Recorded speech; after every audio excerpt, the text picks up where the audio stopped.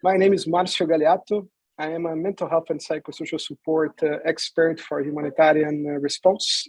I have different hats that I'm using here today. One, the UNICEF member deployed to the Ukrainian response, as well as Mhpss.net, which is partner of the webinar series Mental Health for All. We have here today a great panelists for this important topic on Mhpss for All mental health in emergencies, which I'm very excited to be introducing to everyone. We have here Dr. Fahmi Hanna. He's our technical officer on mental health and substance abuse from WHO. He's based currently in Geneva.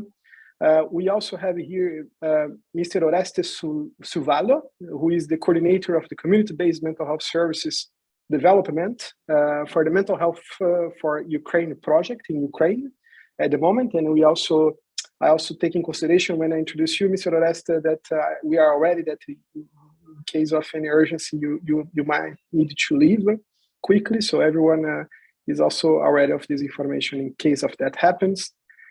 We also have here Mrs. Carla Alvelar, who is currently the mental health and psychosocial support specialist for International Medical Corps in Venezuela, which is a very beautiful region of the world, I must say. And we also have here my dear colleague Anne Willort, who is the Mhpss senior expert from UNICEF, from HQ, the headquarters of UNICEF. So this is great to have all of you here. The webinar we have some questions for the different panelists today that I'm happy to moderate this exercise. Every panelist have about 3 minutes for each question. And then at the end, we will have some questions coming from the audience. So feel free to send those questions, to use the chat to send those questions, and that we will be collecting and bringing it back by the end of the webinar. So to start the question and the presentations here, I would like to invite you, Fahmi. Tell us from your experience, from your expertise, what mental health problems are commonly to occur in large emergency situations. Marcio, thank you so much. It's a pleasure to be with you here today. And allow me to ask you kindly to bargain for 30 seconds more to also share the definition of mental health and psychosocial support. Colleagues who come to the UGMH webinar series usually hear the term mental health. Why this is different? Why we call it mental health and psychosocial support? Because it's an umbrella term used by humanitarian agencies for any interventions that promote and protect psychosocial well-being and prevent and treat mental health conditions. And it's used by a wide range of actors from different sectors: health, education, protection, nutrition, and others. Marcio, to get back to your important question, during emergencies, armed conflicts, or natural emergencies, stressful experiences are common. At any emergency, people might witness violence, separation from loved ones, poor living conditions, or limited access to basic needs, lack of access to critical services such as health or social services, and all that lead to psychological distress. And psychological distress during emergencies is common and is normal. And people might experience fear, worry, and anxiety, feeling of helplessness, difficulty with sleeping. And many of these are normal, and many people recover with time. And the resilience of people during emergencies depend on many factors. Some of these are the emergency itself, and some related to also previous exposure of the people themselves and their mental health status during the emergency. But we need to keep in mind that during emergencies also mental health disorders, mental health conditions do increase. The rates of mental health conditions among population affected by major emergencies, particularly armed conflicts, is more than doubled. 1 in 5 of people would have a mental health condition. While we are talking about incidents of new mental health condition, whether they range from depression and anxiety, post-traumatic stress disorder, or psychosis, or bipolar, and many conditions, But actually, we should not forget the needs of people with pre-existing mental health and psychosocial needs, including those who receive care in community and including those who are in institutions. And for example, in an emergency like Ukraine, we cannot forget the basic needs of people in institutions. Support range from basic psychosocial support to also providing mental health care. And to do that, agencies need to do coordination across sectors, identification of needs and assessments, then provision of services, including also capacity building to fill the gaps. Thank you, Marcio. Thank you so much, Fahmi, for the clarity on the question that we often get a question from different partners and persons.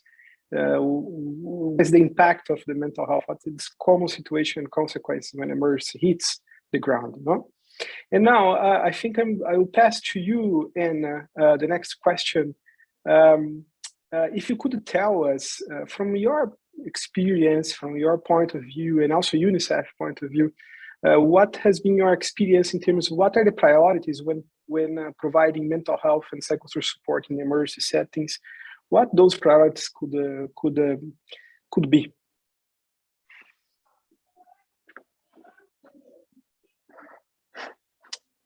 We cannot hear you, Anne. Sorry, I'm on two devices. Thank you for your patience. So we've really found that it's important to be multi-sectoral in our response and to work across sectors in order to have effective response for everyone within an emergency. So we have put together an outline called the Mhpss Minimum Service Package.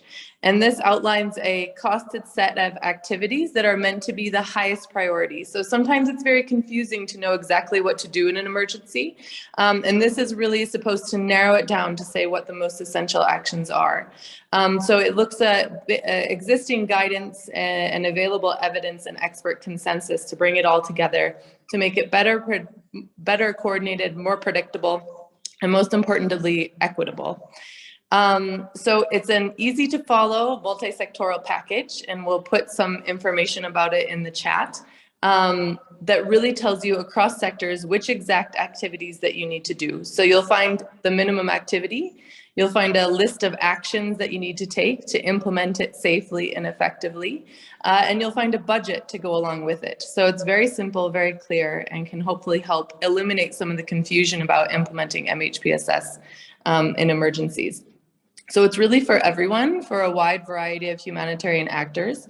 Can be for planning your programs, for implementing them, for donors to figure out what they should fund, for technical advisors to support on the ground. It has also color-coded labels, so you can see which sectors should be implementing which actions. And I believe that it's in the chat. Thank you, Sarah. So you can all go and sign up yourselves to explore it and see how it's relevant to your own work.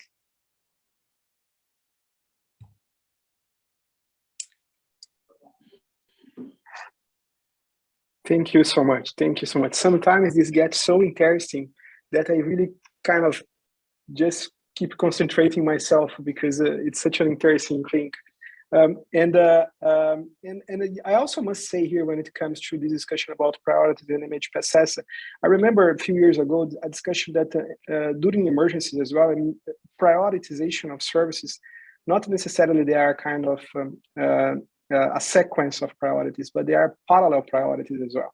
Simultaneous priorities at the same time to respond to emergencies when it comes to mental health and psychosocial support, because we have all that this approach and understanding that is the response is multi-sectoral. The response is also multi-layered, and that there are different needs for different populations. Therefore, MHPSS have simultaneous urgencies there, and requires responses that have parallel priorities that I would call, meaning that you cannot choose one. You have to choose simultaneous responses when it comes to MHPSS in emergencies. Thank you so much, Anna, for that comprehensive answer and already bringing the MSP, the Minimum Service Package, so useful. And we're going to come back to you still, but now let me invite Dr. Oreste Suvalo, who is in Ukraine at the moment, and could tell us a little bit about what have been some of the major challenges when providing mental health and psychosocial support for the population affected at the moment. So I know this is a big question to be answered, but over to you, Dr. Oreste. Thank you very much for inviting me. It's a big pleasure to be with you today and to have possibility share my experience at what's going on in Ukraine. So just to mention that we have war from 2014, and we already established Mhpss processes at the east, at the first occupied territories, Donbass and Luhansk, and also we have territory of Crimea occupied, but we established the Mhpss working group there, and also in Kyiv, in capital, the WHO coordinated working group. And it was till 24th of February. From the enlargement of escalation, all the country now is in humanitarian context, and this is a big challenge for every one of us. Till 23 of February, the biggest part of country was in the developmental context. So we began the reform of medicine, of general medicine, of financial order of medical services, and also mental health. We approved the concept note, but now everything is destroyed because humanitarian context is there. And also what I see from the field now, it's the gaps who are seeing much more wider than before, especially in service provision, and also related to the immigration and evacuation of people with different conditions. I'm in Lviv, it's the western part of Ukraine. Last night we have 4 missiles. One was destroyed the railway station, maybe a few kilometers from the Polish border. So, and we heard this, and this is very not pleasant feelings, emotions, and related to this mental conditions. So we are not safe here. So this is general background for the Mhpss providing services and coordination and everything related. But nevertheless, of this general unsafety, we established the Mhpss working subgroup in regions where people are coming from the more affected regions. Lviv region, this is mine. Zakarpattia region is in planning, but Chernivtsi also region next to Romanian border. So we begin to make this coordination, communication with the local stakeholders, with international actors. The challenge is lack knowledge about mental health, peculiarities of infrastructure. I mean, even in those cities which are not affected, but medical service, psychiatric service, social service are separated. So it's quite sometimes difficult to prove them that this should be in one line and we should coordinate because needs are growing. So I think that we began this movement to show much more clear the needs, the gaps, and try cooperate and negotiate how to better cover these needs. And this is what I see maybe the first most important step, but at the beginning it's a big challenge also because war, stress, lack of resources, a lot of movement of people evacuated from the affected area. Now we have people who are returning from European Union, for example, also. So this is new challenges because they have also some needs. And also what I'm now at the community where clearly sees the troubles of IDPs with severe mental disorders. So existing system doesn't reply to the needs of these people. So to receive good services, they should travel 80-100 kilometers to receive psychiatric care. So why we are promoting MHGAP and also involve social services and other capacity building activity to cover needs at the community where specialized care is not accessible. Maybe in brief, if I'm not very chaotic. Thank you very much. Not at all, Dr. S. Thank you so much for your insightful intervention. If I just want to note here, we have a great number of participants watching us at this right moment from all over the world. I can see some very familiar names, so I want to welcome everyone that arrived at this moment as well. And feel free to use the chat, introducing yourself, where you're connecting from. It's always nice to connect with you. And also feel free to make questions, to pose your questions. You can pose your questions also at the end of the webinar. We are going to come back to them. So I would like now to pass to you, Carla. Tell us a bit of how can mental health and psychosocial support programs address the increasing gender-based violence in conflict and emergency settings. Thank you for the question, and I'm so glad to be here. Thank you for the invitation.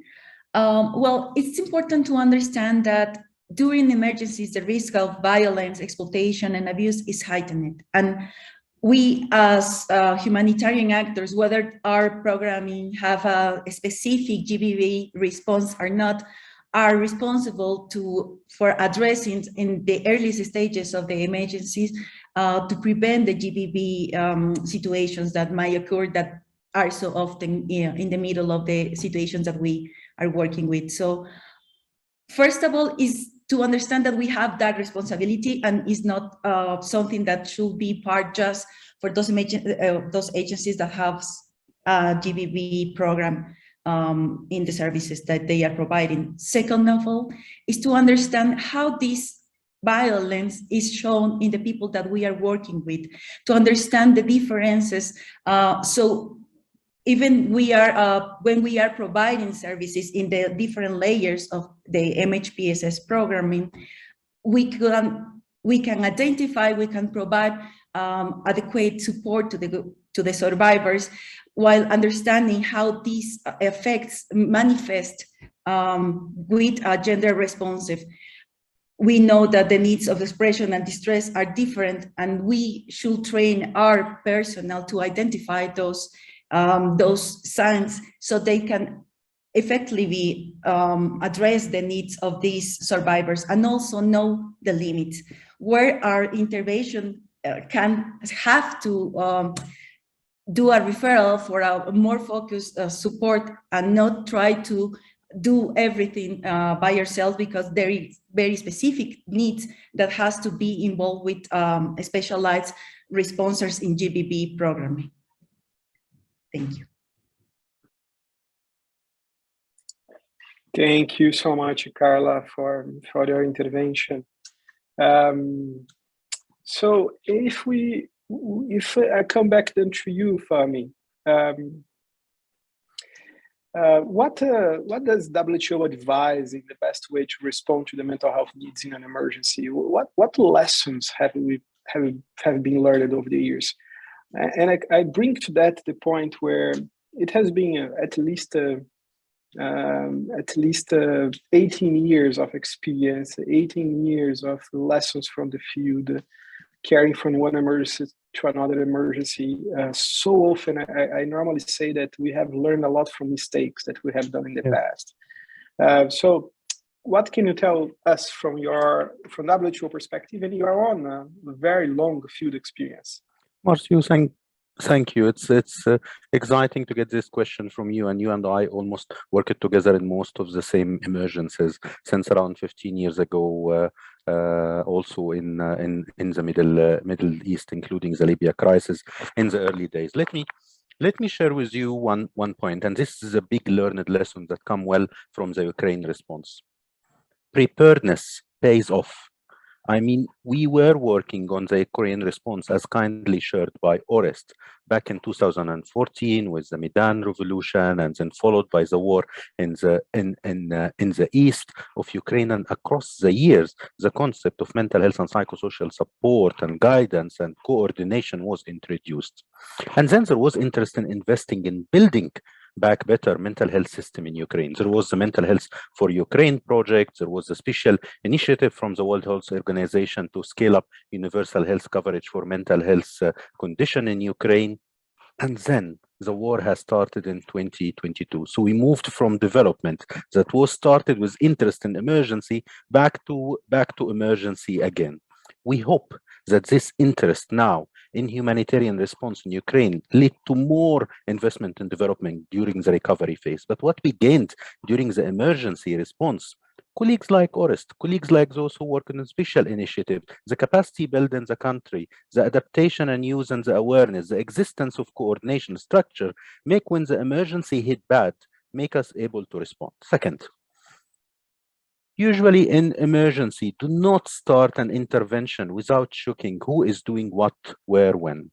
Duplication is bad, it's waste of resources, and we don't like to go to an emergency to see 3 or 4 organizations doing the same assessment at the same location. And the key to that is to do coordination, and coordination need to be done across different sectors, not only in health or protection or GBV or nutrition or mine action, but need to be done really across the sectors. Otherwise, we are having big gaps in any emergency response. Another important point is use evidence-based tools. There are numerous tools from the Interagency Standing Committee, Mhpss reference group, from the World Health Organization, from UNICEF, from UNFPA, and many international organizations. Take these tools and adapt it to local context. I notice that sometimes when there is an acute emergency, colleagues try to do new guidelines. There are guidelines tested where documented learned lessons are there. There are tools such as the minimum service package that can be adapted to fill the gap and be used to provide the services. And then another point also is do not forget people in institutions. We sometimes focus on the acute response and forget that basic needs of people forgotten in institutions sometimes are neglected, and it's our responsibility to advocate that basic needs are addressed. Finally, and the last point, Marcio, is build on existing structures so that you can build forward better.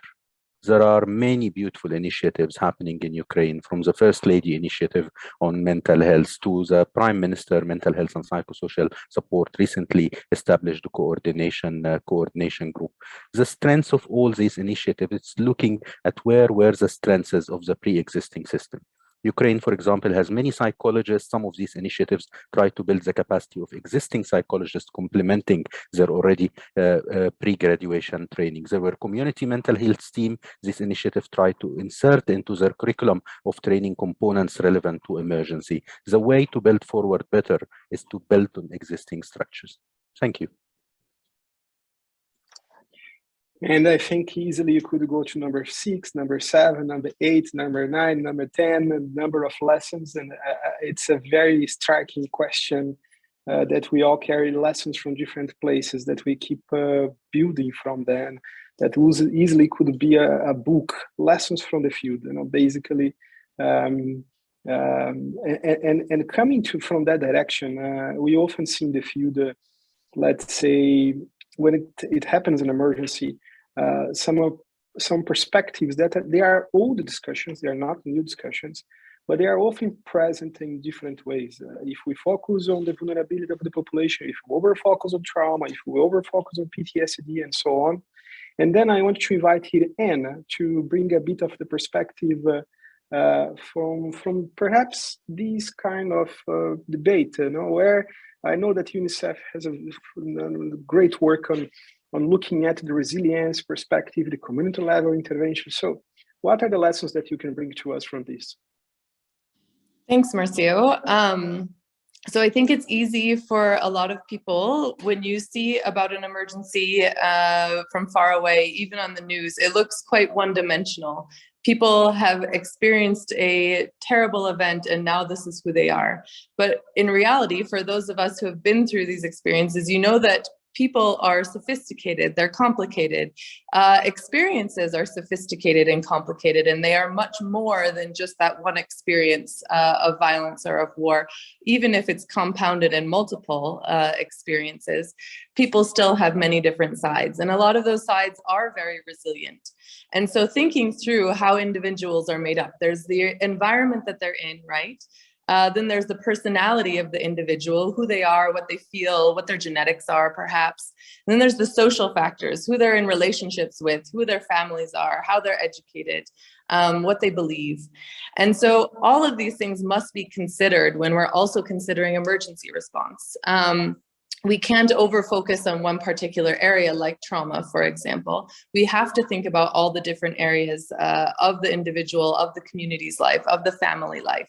And as Fahmi said, people are also coming with experiences from before the war. They're not only made up from this emergency either. They previously may have had arguments within their families. They may have previous diagnoses.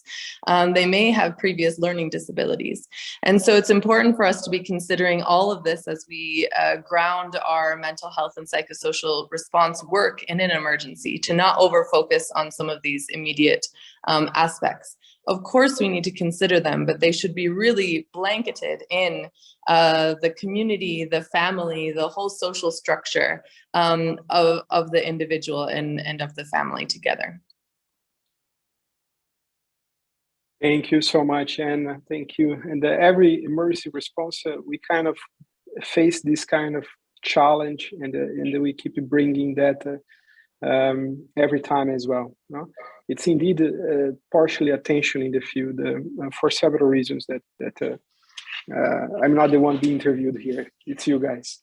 So I want to then move to you, Carla. If you could bring to the table as well how the aspect of the legal issues around displacement can affect the mental health of migrants and communities. Yeah. Well, this is an important issue. While providing the response in Venezuela, we have to deal with the needs of people moving around to different countries and the legal status that they have in these bordering countries or even not bordering countries are having an effect to their mental health and their overall well-being, because people exiting the country, they want to feel safe. They want to be, that they have access to the rights of the services that they are in need. But often we found that in those countries where the people didn't have the legal access to, say, health services, to protection services, the increase of anxiety of these people moving out was higher than people that could be ensured of this kind of services. So when we plan, or we think one of the things that we have to tackle when providing services, mental health services or Mhpss services, we have to take into account how this lacking of legal status that can ensure a proper entry into the services that people are in need of have a huge burden in the overall well-being. And so we can cover that gap, especially in those countries where there is no opportunity to ensure a legal status or a proper immigration status for the people that are coming to, or that are in this situation of displacement. We know that the prevalence of common mental disorders such as depression, anxiety, and post-traumatic stress are higher in those migrants. And imagine how that can be if these migrants cannot easily access the services that they are so eager in need. Thank you so much, Carla. We remember at this right moment how many other factors play around the well-being of the population, the right, the legal status, the other needs that are related to the here and now, to simple things as basic service to have access as well, and the implication that it has on the well-being of the population. And now coming to you, Dr. Esther, if you could, coming back to Ukraine, if you could advise the civil society organizations at the moment that have been working to support, to address, to respond to the mental health needs of the population affected by the war, I can imagine that similarly to Fahmi, you would have 1, 2, 3, 4, 5, 10, 100 suggestions, no? But tell us what would be your top suggestions or top advice that you would give to civil society organizations at the moment, not only civil society organizations national, but why not the international organizations as well when it comes to the response in Ukraine?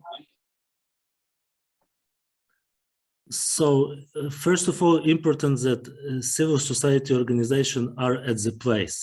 So they are created, they provide some services, especially when the services are related to mental health. Now, during the last 2 years of work, we identified few of them who really work in mental health sphere. Now they take a very important part in the Mhpss PSS coordination and service provision.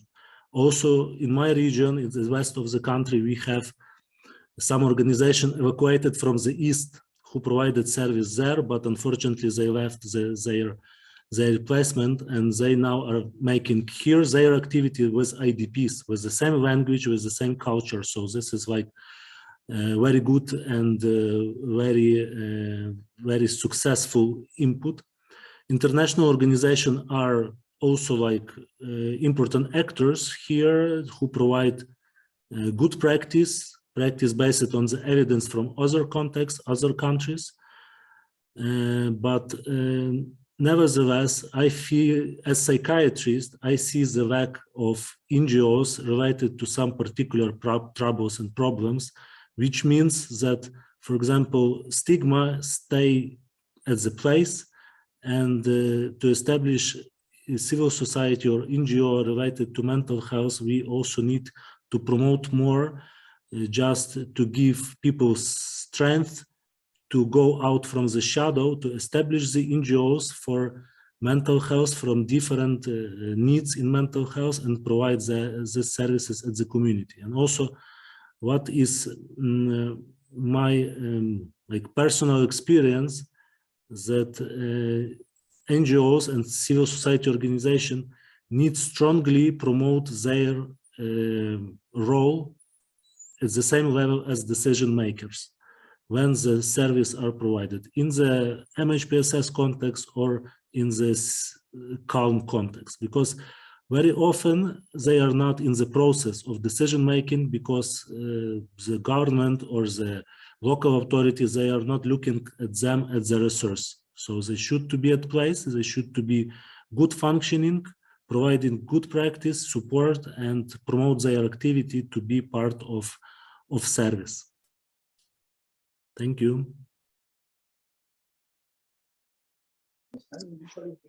Thank you, Orest. There are so many civil society organizations everywhere in the world. They are often in the front line of the responses, as they must be. Basically, they are the real community-based interventions, the community-based responders, and they are critical to any response, but as well they are a strong pillar that needs to be supported, used, and defended when it comes to mental health and psychosocial interventions. So thanks for coming to that. Before we go to a final question, for our last question, that I have here prepared for the panelists, I want to invite everyone to write a question to the panelists as well. You have here, you have an option at your chat at Zoom platform that you can post a question. We welcome the question that you make the question, take the advantage. You have here these wonderful experts from the field.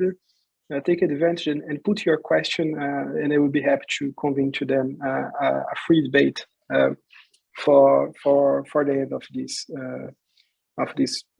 questions that we have prepared. So if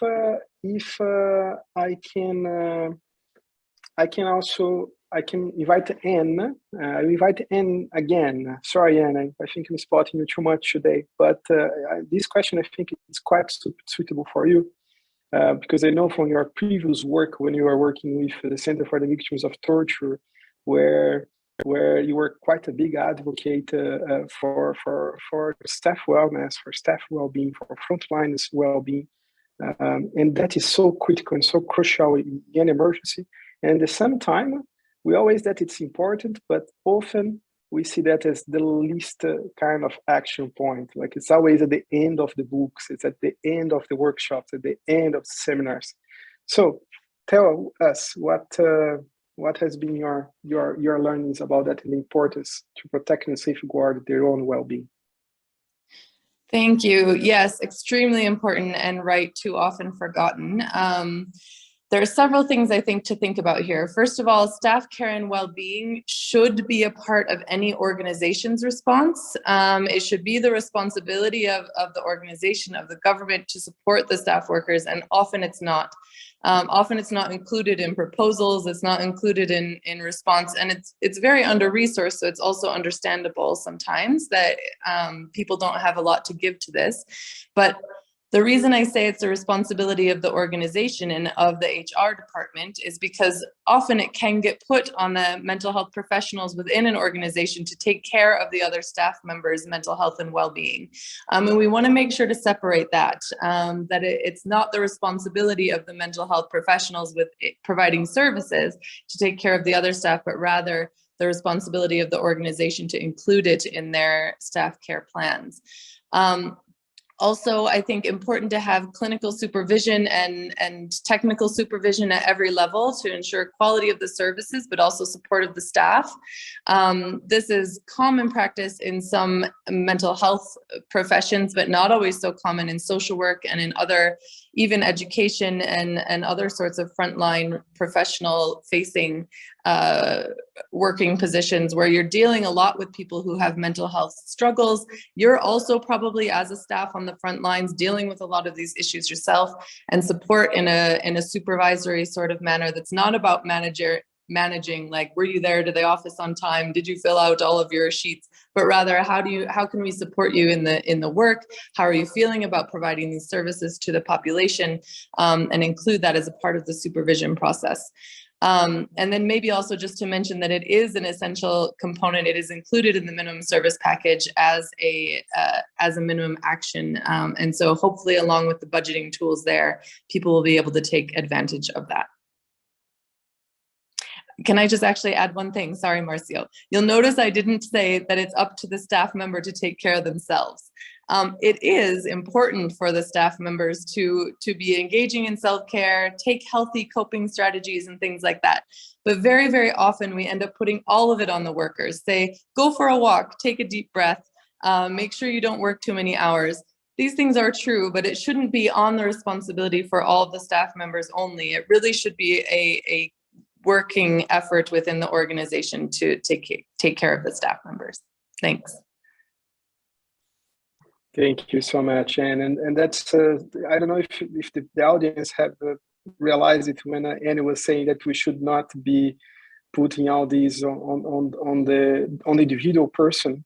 Everyone here on the panels, they were doing like this. Yes, exactly. No, it's not only about self-care, walking, and eating well, balance, working well, life balance, but it's really to be part of a philosophy, principle, and concrete operational work inside of the organization. It has to be genuine, you know, it can't be a ticking box kind of approach. It has to be genuine. And that's also a bit what I hear from you, and thank you so much for that. And dear all, we now move to a second part, which is the free questions from the audience. And there are some questions here that are very critical, very deep as well. And I will start, I will not, perhaps will appoint some of you, the panelists to respond, but feel free others as well to contribute. And I think the first question here, without no discussion, comes to Fahmi as a technical advisor from WHO, which the primary mandate is to support states and to support governments. And then it comes, what would be the role of governments in promoting the mental health to its people? No? What are the number of actions, the scope of it? For example, if it would be efficient to incorporate mental health as a compulsory school programs to achieve better results on mental health. No? So yeah, what could you tell us a little bit, and others feel also free to jump. And perhaps Orest, I would make a link from these questions in the role of the government. If you could also bring a little bit the role of, from your perspective in Ukraine, if you have anything to say about that. Over to you, Fahmi. Thank you, Marcio. I would recall here some of the key learned lessons from the WHO publication, Building Back Better Sustainable Mental Health Care After Emergencies. This famous publications documented number of case studies from around the world where investment after the emergency in building a mental health and social in health sector and social care sector was successful. And one of the key learned lessons is that you need to build on existing structure and strengthen the government rule. And when we say the government rule here, we don't mean only Ministry of Health or Ministry of Social Affairs, but also Ministry of Education. In the case of Ukraine, Ministry of Veterans as well, working with the Prime Minister Office, which making an Mhpss coordination mechanism, working with the Presidential Office, which care about medical evacuation to make sure that psychiatric people with in psychiatric facilities and in social care facilities with mental health conditions are included in evacuations, working with the First Lady Office to work that there is an umbrella framework to integrate all this work across different sectors from the government. When Orest and I were together in Kiev a couple of weeks ago, we visited the mayor office in Lviv to make sure that the Mhpss technical working group in Lviv is hosted and endorsed by the city council, and that the city health authorities are also engaging the different focal points from education, social, health, and others in the group. The real success is when you're also able to build the capacity of those who work within the government. Where WHO for years has been advocating for building capacity of primary healthcare workers. Majority of primary healthcare workers are actually governmental employees who work under the umbrellas of ministries of health. The same that UNICEF was doing with the Ministry of Education and Ministry of Social Affairs and other relevant ministries.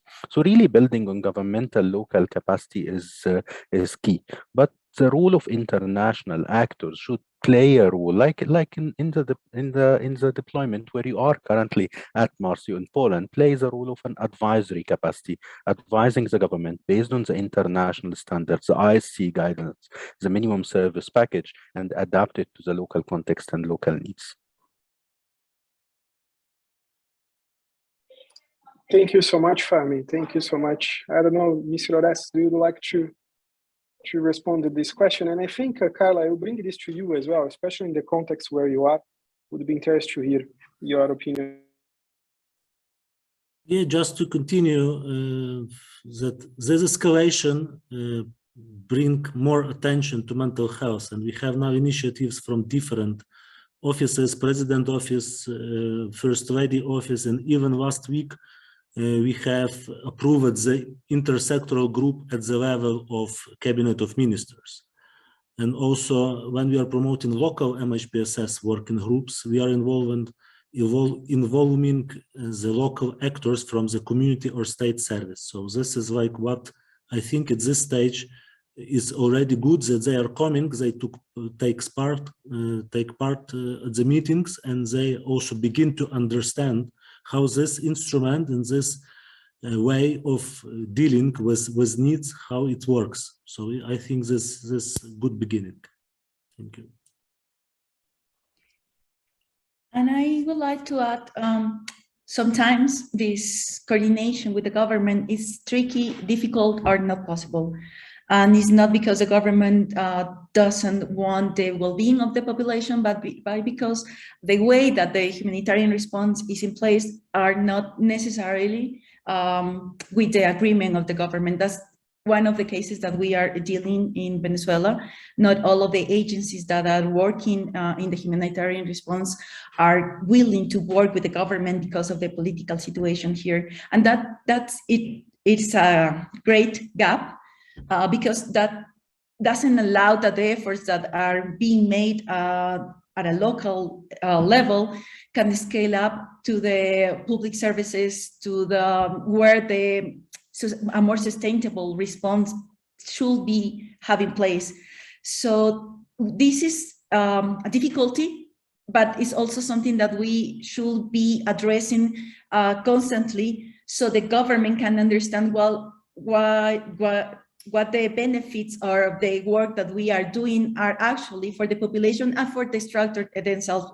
In the parts that we have encountered, a good way to work with the government has been in those that we have demonstrated the benefits of a longer, more sustained approach, and how these can be effective even for the crisis or the difficulties that the government itself is facing. So I think this is a vivid and long relationship that has to be happening constantly, and not something that happens just at once. But the more that we involve the government, the more the response is going to be effective in the long term for the people that we are working with. Thank you so much, Carla. And we come here with a very interesting question. There are many questions here. I hope, not sure we'll have the time to address all of them as usual. So I'm already apologizing if I missed the question or another question here. But there is a very critical question, which I think is extremely up to date, related to disaster risk reduction and mental health and psychosocial support inclusion. So what how can we ensure that mental health strategies in general, policy legislation can incorporate inside of the disaster risk reduction plans? No? What has been the moment related to this debate, to this discussion around the world? And I will invite again Fahmi perhaps to start with answering this question, and others also feel free to jump in. Matthew, thank you. At global level, the issue of mental health and psychosocial preparedness is definitely emerging. For many years, it was not on the agenda, and we have focused more actually on the acute response and on building back better. But there are many examples that this topic on Mhpss inclusion in preparedness and disaster risk reduction is coming on the agenda. First, the Mental Health Action Plan, endorsed by all the 194 member states last year with set of indicators at the World Health Assembly. In fact, one of its global monitoring indicator is a monitoring indicator about inclusion of mental health and psychosocial support in disaster risk reduction and emergency preparedness plans. But the baseline that we measured through WHO Atlas 2020 last year was not promising. The baseline was telling us that 28% only of countries around the world are integrating Mhpss into their disaster preparedness plans. And we need to achieve by 2030 to have 80% of the member states. Many work is ongoing to achieve this.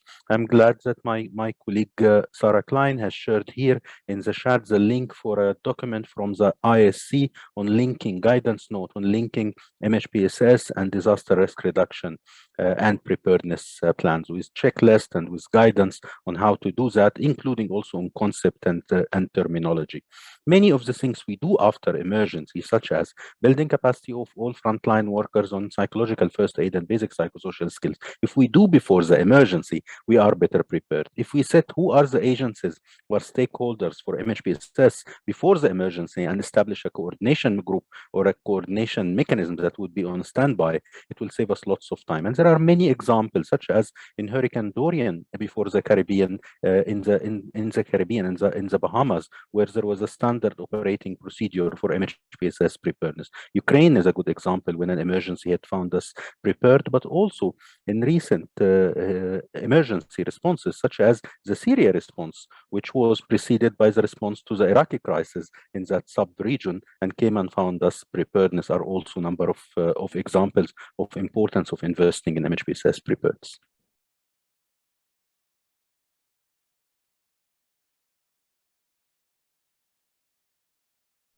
Marcio, you are muted. Thank you. I don't know if others would like to complement that for me also.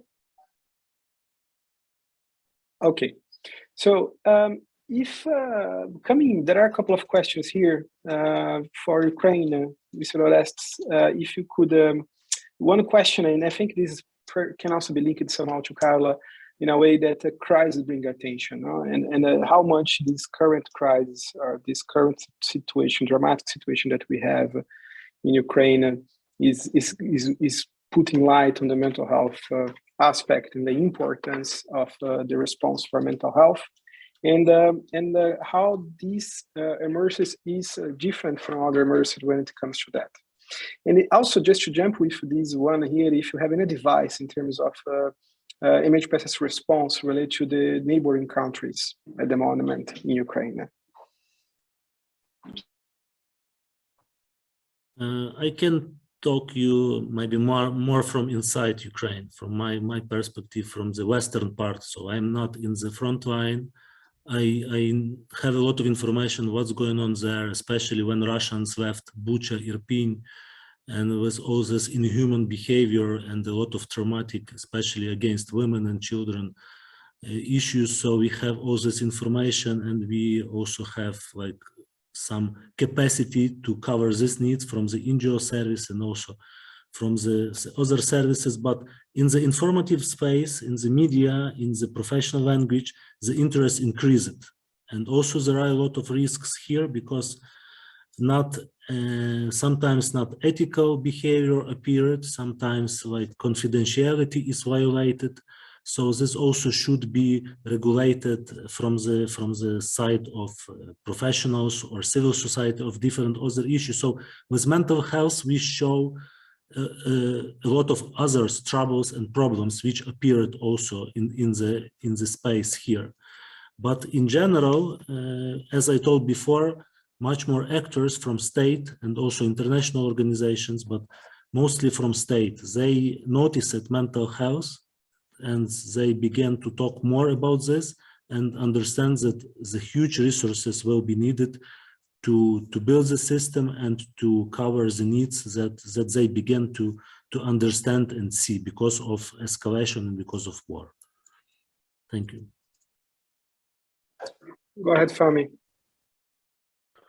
Also, thank you. To complement what Oris just mentioned, in the neighboring countries for Ukraine, and you are aware of this. You are in Warsaw, Marcio. There is growing Mhpss technical working group and coordination mechanism. Neighboring countries, I think they acted fast. All of them in this response. For example, Poland, Hungary, Moldova, Slovakia, all and others are having active Mhpss technical working groups. What we saw also is amazing solidarity in the neighboring countries. I'll mention one example of an initiative between the Ministry of Health in Poland and the Ministry of Health in Ukraine, where there is free access to psychiatric cares provided to people displaced from Ukraine, regardless of their nationality, into the services in Poland, including not only psychiatric consultations, but free access to psychotropic medication, including the medications they were prescribed before in Ukraine. This is disseminated in official communication in Polish and Ukraine very, very recently, last week. There are many initiatives like this. There are successful projects. For example, our colleagues in IOM made a very successful helpline that start to serve people in different neighboring countries through a team of volunteers that speak languages of both the host countries and Ukraine. Thank you. Thank you, Fahmi. Forrest. Just brief, thank you, Fahmi, for mentioning this, and we are very thankful for this support from our friends and colleagues from neighboring country, and also a lot of specialists from Ukraine left Ukraine, and now in the Europe country, all over the world, they are providing services, also making NGO, providing services for IDPs, and this is like, thank you for support all over the world. Thank you very much. Thank you, thank you. We are the ones thanking all this hard work and services from all of you in the different contexts for responding to this so important and critical agenda in terms of the well-being of the population being affected by so many crises. Unfortunately, the time is gone. We have here just final remarks, and I just want to start thanking everyone for this wonderful participation, for all the questions, and thanking the panelists as well.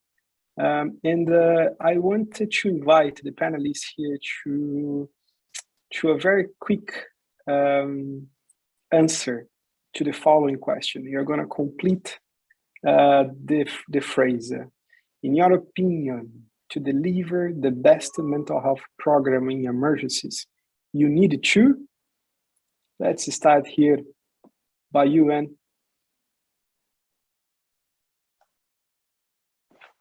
You're muted. Sorry, wrong device there. Okay, so to go first is stressful. I think I would say that we must be intersectoral across sectors and intersectional, looking at the many different needs of the community that includes racism, sexism, discrimination against people with disabilities and others in our response, and also includes the broader needs of the community. That wasn't 40 characters, sorry. Thank you, Anne. Thank you. Over to you, Carla. What is the best mental health programs in emergencies you need to?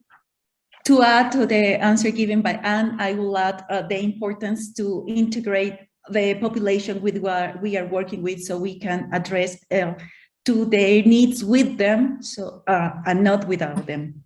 Thanks. And Mr. Orest, to deliver the best mental health programs in emergency, you need to?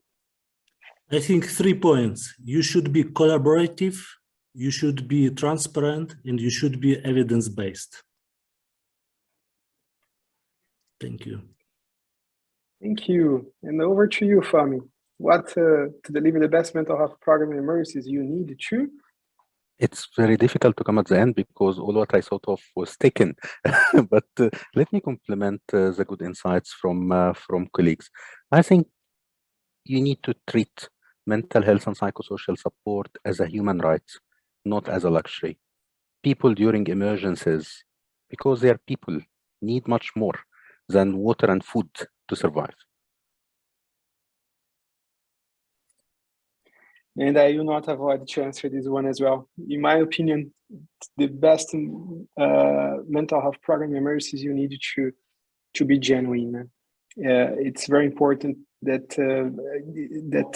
being genuine, being a human-centered approach is essential for the response. So it's not only technical, but it's profoundly human.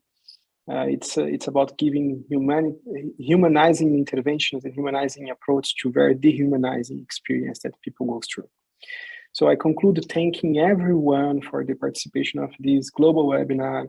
So nice to have you, Dr. Orest, Fami, Carla, Anna, for this hour of talk and exchange. Thanks for your time. Thanks for your insights.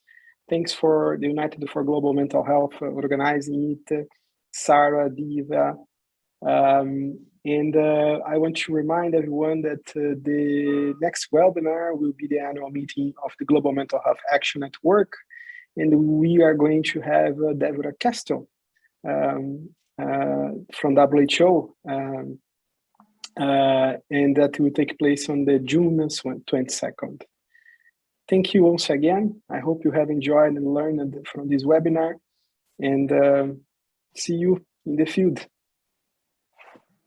Thank you, Marcio. Thanks all colleagues. Thank you. Thank you. Goodbye.